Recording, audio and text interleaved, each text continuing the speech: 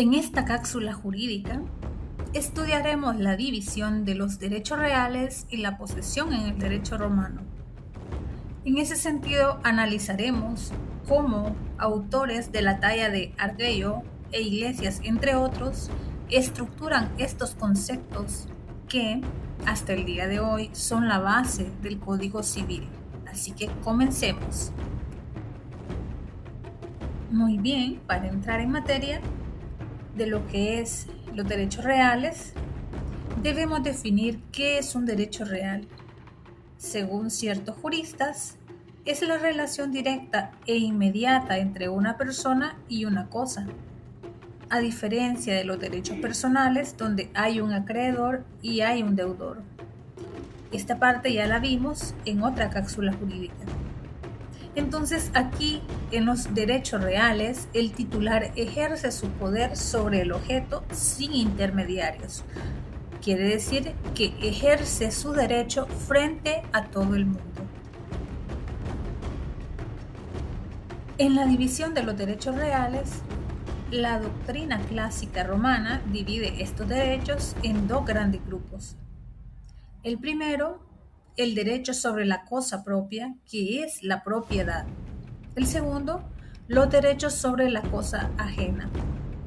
Estos últimos se subdividen en derechos de goce, como las servidumbres y el usufructo, y derechos de garantía, como la prenda y la hipoteca, destinados a asegurar el cumplimiento de una obligación. Partiendo de los derechos reales, tenemos el derecho de propiedad. Algunos juristas definen la propiedad como el poder jurídico más amplio que una persona puede tener sobre una cosa. No es solo tener el objeto, es tener el título legal. Es importante aclarar dos elementos claves: propiedad y posesión. Quien tiene el título legal es el propietario, pero no necesariamente va a tener la posesión. Por ejemplo, en una invasión, el invasor tiene la posesión y el dueño, con el título legal, es el propietario.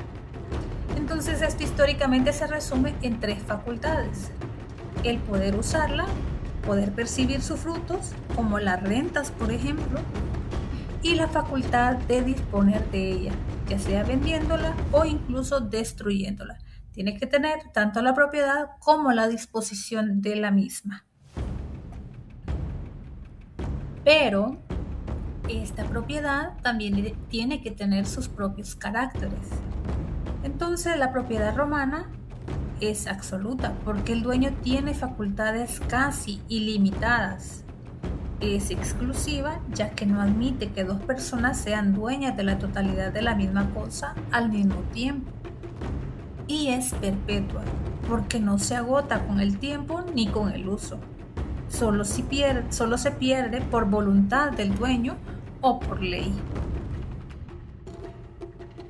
Transportándonos un poco al pasado, en la antigua Roma, la propiedad no era igual para todos. Estaba fuertemente vinculada al estatus de ciudadano.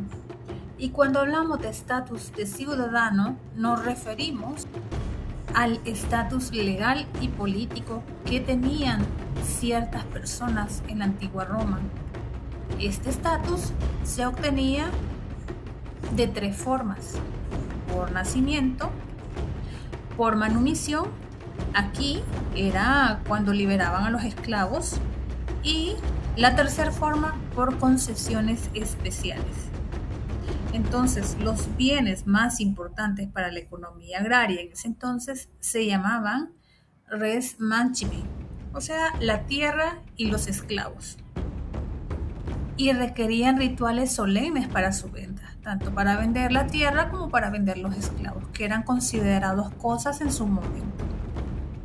Lo que no era esencial, o sea, lo que era de menor valor, se llamaba res nec mancipii, y bastaba con la simple entrega o traditio.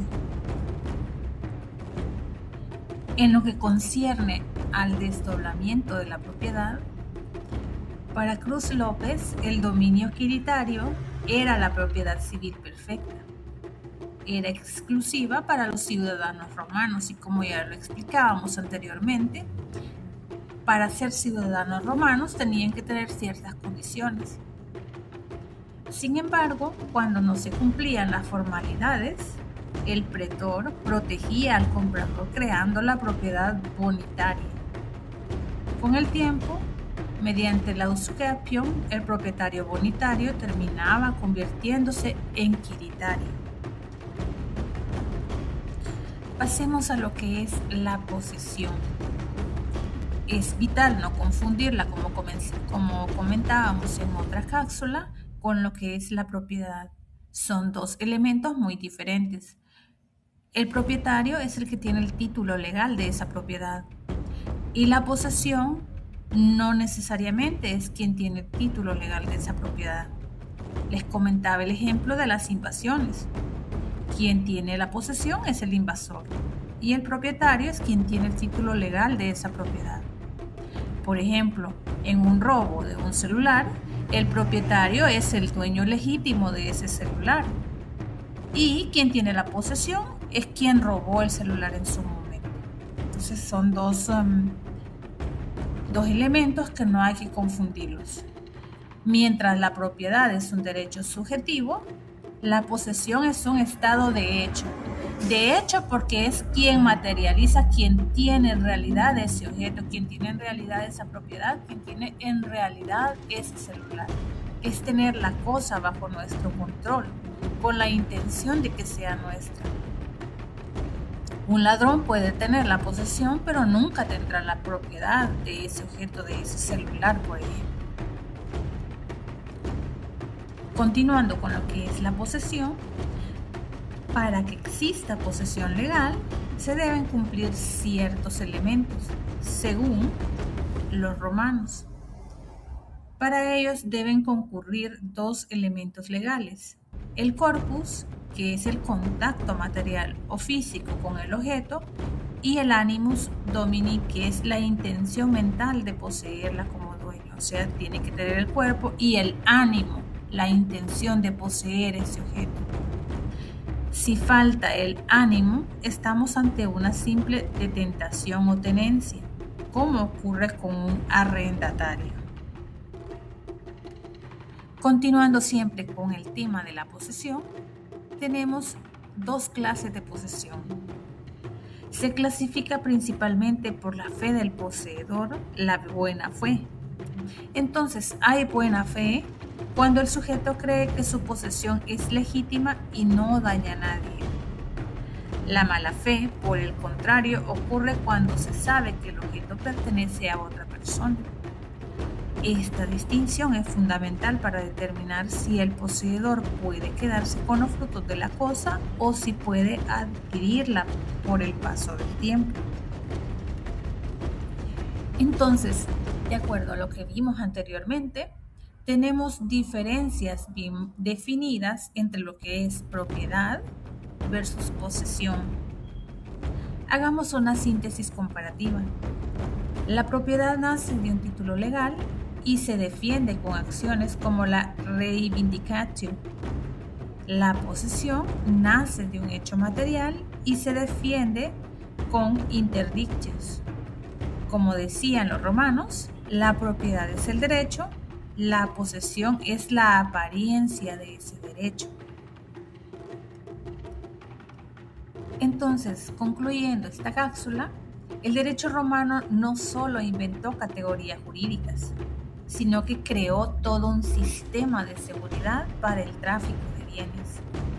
Entender estas diferencias es entender la lógica del derecho civil moderno, ya que el derecho romano es la base del derecho civil moderno.